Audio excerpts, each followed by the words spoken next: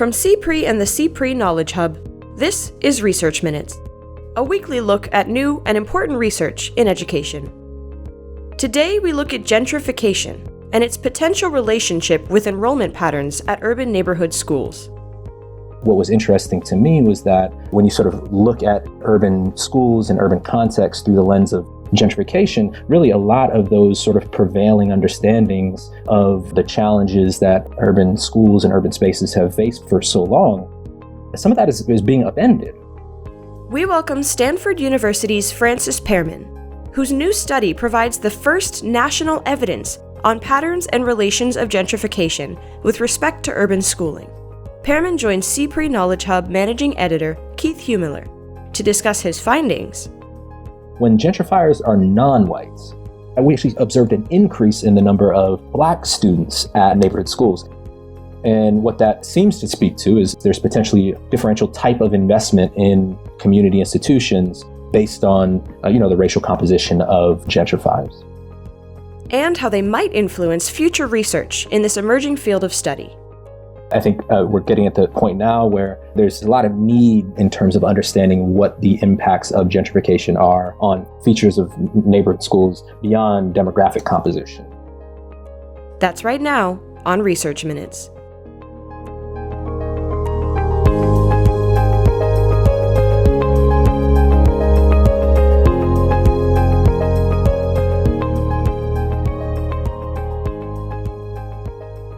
Hello and welcome to Research Minutes. I'm Keith Heumiller, managing editor of the CPRE Knowledge Hub. I have the great pleasure of speaking with Francis Alvin Pearman, assistant professor of education in the Graduate School of Education at Stanford University. Thanks so much for joining us, Francis.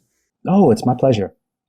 Today we're going to be discussing your new study, which was recently published in the journal Urban Education, titled Gentrification, Geography, and the Declining Enrollment of Neighborhood Schools.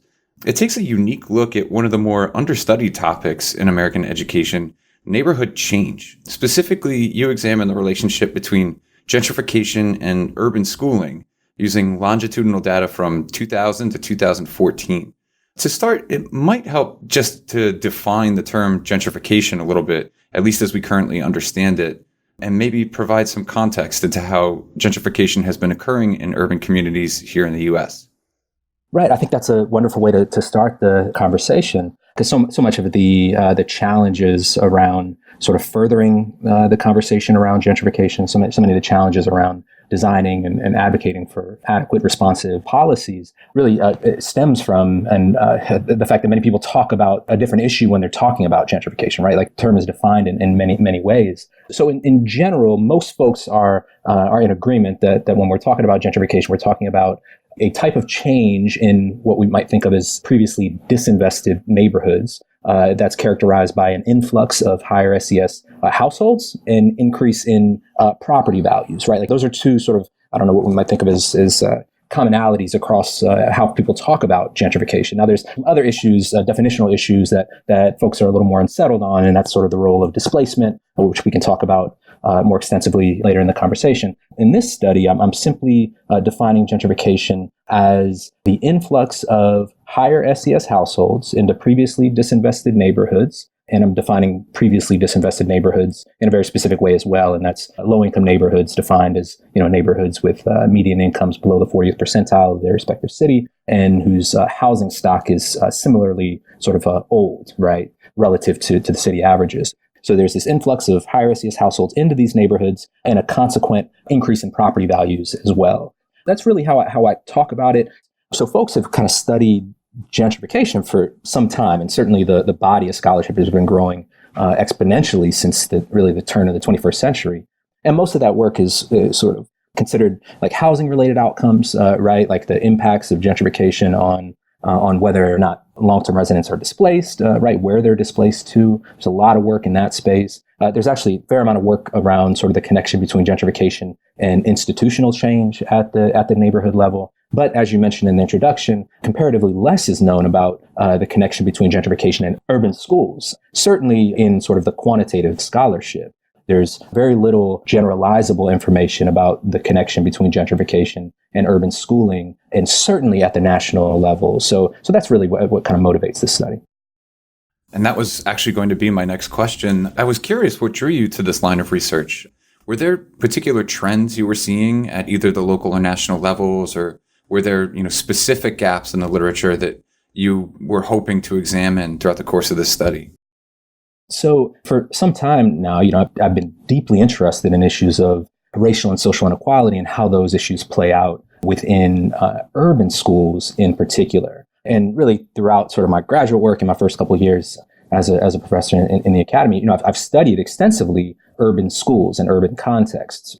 And for a long time, really the conversation around urban schools or how folks sort of understand and study urban schools has been sort of through the lens of understanding sort of the consequences and impacts of structural disinvestment, right? And the impacts of that on issues of educational access and opportunity. And for good reason, right? I mean, even today, sort of the modal experience in urban spaces today is not one of gentrification, it's one of sustained disinvestment. So there's good reason to study urban contexts in that way. However, I kind of read broadly and expansively with respect to the sort of the topics that I'm interested in, and became aware that sort of issues of gentrification was sort of core part of my interest. Now, what was interesting to me was that when you sort of look at urban schools and urban contexts through the lens of gentrification, really a lot of those prevailing understandings of the challenges that urban schools and urban spaces have faced for so long, right? We're talking about disinvestment, isolation, segregation, a lot of those sort of fundamental, what we might think of as like definitional issues about urban schools,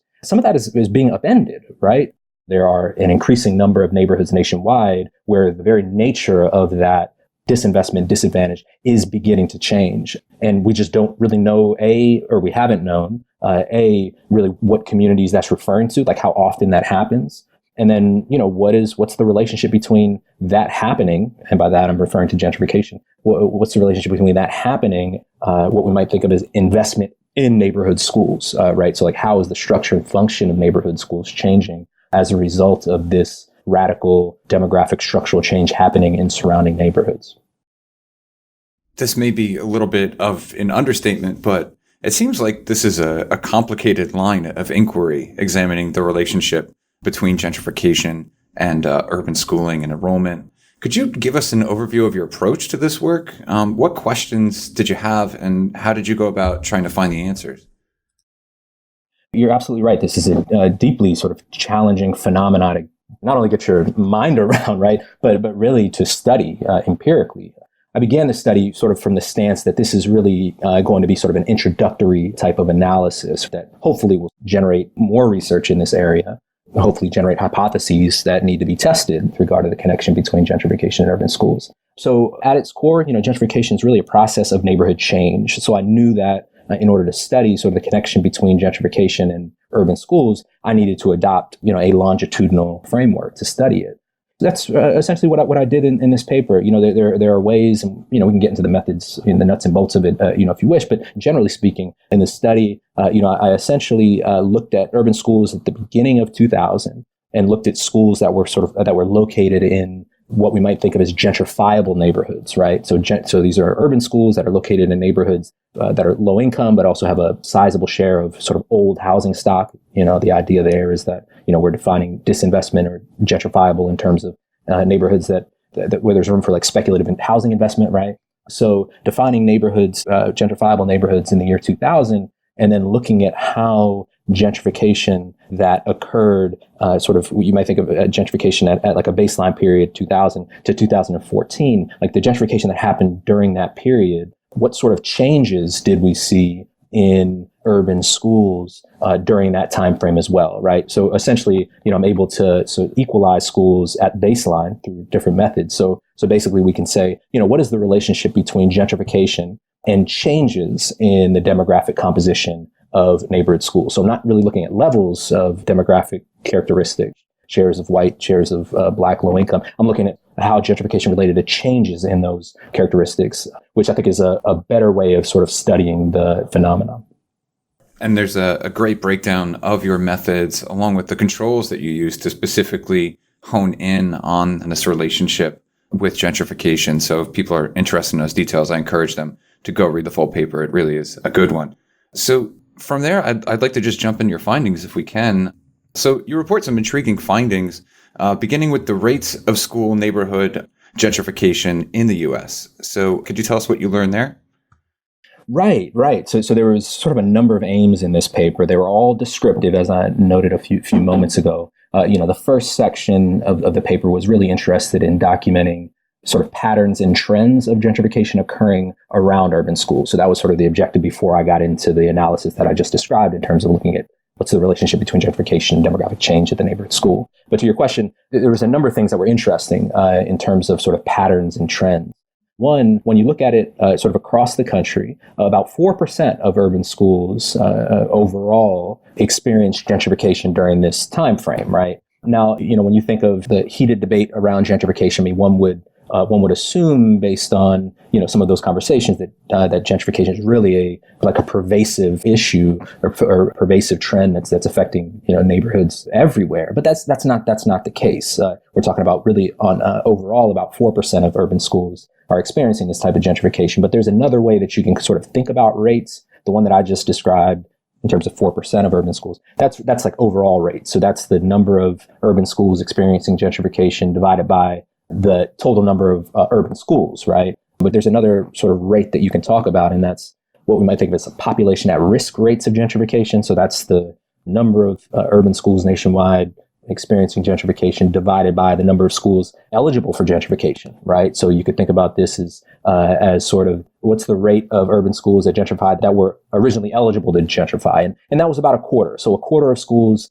that were eligible for gentrification at baseline experienced gentrification 14 years later in 2014, right? So those two findings were important data points, and they actually align with other work that studied gentrification, defining neighborhoods slightly differently than I do in this paper, which is strictly in terms of really school attendance boundaries. But my point is, other work has sort of found that rates of gentrification are perhaps less extensive nationwide than one would think based on the national conversation.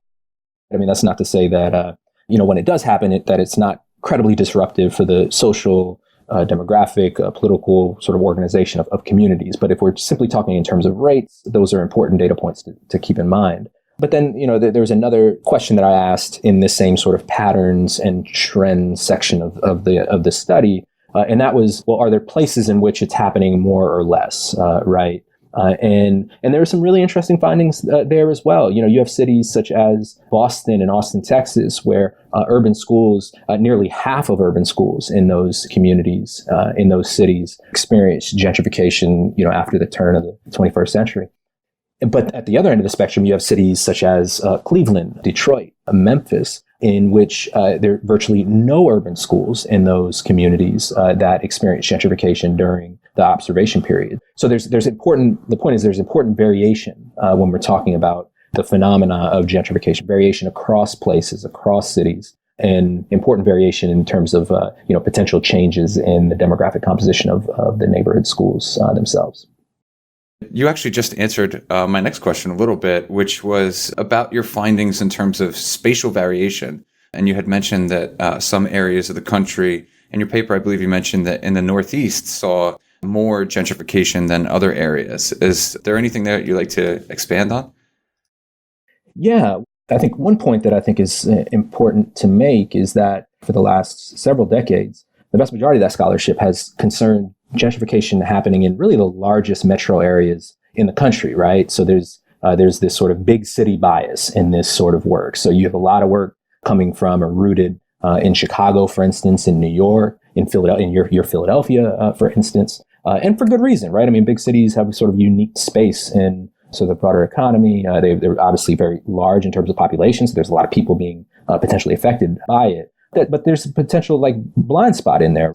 If what we know about gentrification, if what we know about the influx of higher SES households into disinvested neighborhoods is sort of restricted to that which occurs in the largest cities, the question is, well, are those patterns playing out in the same way in maybe smaller cities, right? Or cities that aren't on the East Coast, for instance. So that's precisely what I did in this paper. I mean, I launched from that point and said, well, okay, given that sort of critique, if you will, how are patterns and trends of gentrification in relation to urban schooling? How do they differ across cities as well? So finally, using your data, you also modeled the relationship between gentrification and changes to the demographic composition of urban neighborhood schools. Could you walk us through what you found there?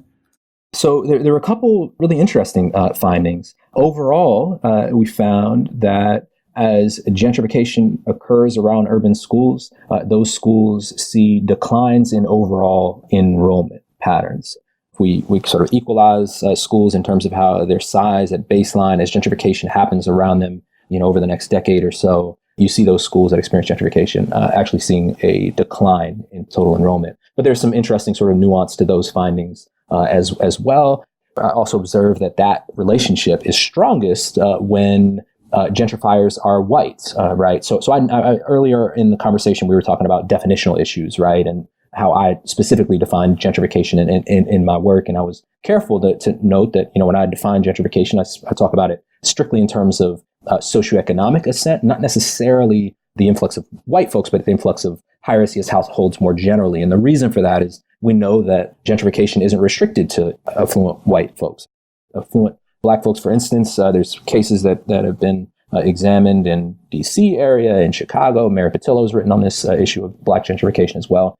The point is, when we sort of define gentrification broadly in socioeconomic terms, we can also explore potential variation in patterns of gentrification depending on the racial composition of the gentrifiers, right? So it allows for sort of even a more nuanced look at the relationship between redevelopment, urban redevelopment, property value increases, and urban schools. So as I noted, we saw declines in overall enrollment that were strongest when gentrifiers were themselves white. But there was also this really intriguing, sort of somewhat unexpected finding as well that's sort of related to this gentrification demographic change relationship, and that was when gentrifiers are non-white, right? When the influx of higher SES households into disinvested neighborhoods is defined increasingly by non-white households. We actually observed an increase in the number of Black students at neighborhood schools. And frankly, that was an unexpected finding. I've done previous work around with Walker Swain down in Georgia. And, we've noted using similar sort of nationwide analyses that, for instance, school choice increases the likelihood of gentrification in disinvested neighborhoods. And that pattern held for both white and Black households. So I was suspecting that perhaps Black households would be similarly disinclined to invest in the neighborhood schools if they gentrify urban neighborhoods. But it appears, based on this work, that the relationship between gentrification and urban schools is different depending on whether gentrifiers are white or not. And what that seems to speak to is there's potentially a differential type of investment in community institutions based on the racial composition of gentrifiers. I'm curious to know what you think the implications of your work might be, particularly given the oft-heated debates we hear not only about urban gentrification, but about things like school choice and school enrollment in general. Right. So I think there are a number of implications for this work. I think the one finding that, I speak about most of this sort of exploratory work that I do is, the importance for like follow-up studies, right? To clarify the mechanisms, right? To tease apart some of like the broad sort of population level estimates that I'm getting at. But I think the big sort of observation is that, left to its own devices, if you will, gentrification on its own doesn't appear to be this unfettered potential good for urban schools. Left to its own devices, what I mean by that is, in the absence of particular policies designed to potentially, entice higher SES households to engage or invest in neighborhood schools. It doesn't appear that happened. Now, I'm saying that even fully aware. I know Maya Kuchar has done some incredible work in Philadelphia, where she studied sort of the public partnerships in Philadelphia between the school district and local business leaders. And she actually found in some of her work that local business leaders were actually able to, through various means, encourage and incentivize higher SES white households to invest in neighborhood schools. But, she documents in that study, there's some complications there, to say the least, in terms of the types of changes to the organization of schools, the political changes to the urban schools that happened as a result of that. But my point is simply that before we sort of design effective policies to achieve whatever ends we're desiring, we need to understand really what this process and what these patterns are looking like. And that's really the space that this paper is really situated in. And my final question is, do you think there are opportunities here for future research, either for you or for others who are working in this area? Yeah, absolutely. In the paper, I document a handful of them, but I think we're getting at the point now where there's a lot of need in terms of understanding what the impacts of gentrification are on features of neighborhood schools beyond demographic composition. So we could talk about how do achievement patterns, for instance, at neighborhood schools change as their surrounding neighborhoods gentrify. How does the political organization of schools change as a result of their neighborhoods gentrifying? But then, there's also sort of important work around understanding what the consequences of gentrification are. For instance, children who are displaced, right? Like, where are they going? What are the impacts of their being displaced on achievement or education-related outcomes? So really, the ground is very fertile in this area of research. And, but surely I'm not the only one in this space. For a number of folks who have been doing this type of work for some time, but there's still quite a bit of work that needs to be done, even replication work. Obviously, I do sort of broad scale population level work, but a lot of these findings that I documented in this paper, may or may not hold in a particular city, right? And the more of those sort of local, careful, even qualitative studies that privilege or highlight the voices of folks who are being affected by displacement, specifically households with children, for instance, all those types of questions, all those sorts of studies are really important right now. It certainly seems like a line of inquiry that's worth following moving forward. And your work here, again, is just incredible. I want to encourage all of our listeners to go and read the full article. Again, it's titled Gentrification, Geography, and the Declining Enrollment of Neighborhood Schools, and it was recently published in Urban Education. Francis Alvin Pearman, thanks so much for joining us today. Yeah, absolutely. My pleasure. Thanks for having me. Thanks for listening to this week's Research Minutes, presented by the CPRE Knowledge Hub. For more episodes of this podcast, or to subscribe to the series, visit us at researchminutes.org. To share your thoughts on today's episode, or to suggest future topics, follow us on Twitter at CPRE Hub. That's CPRE Hub.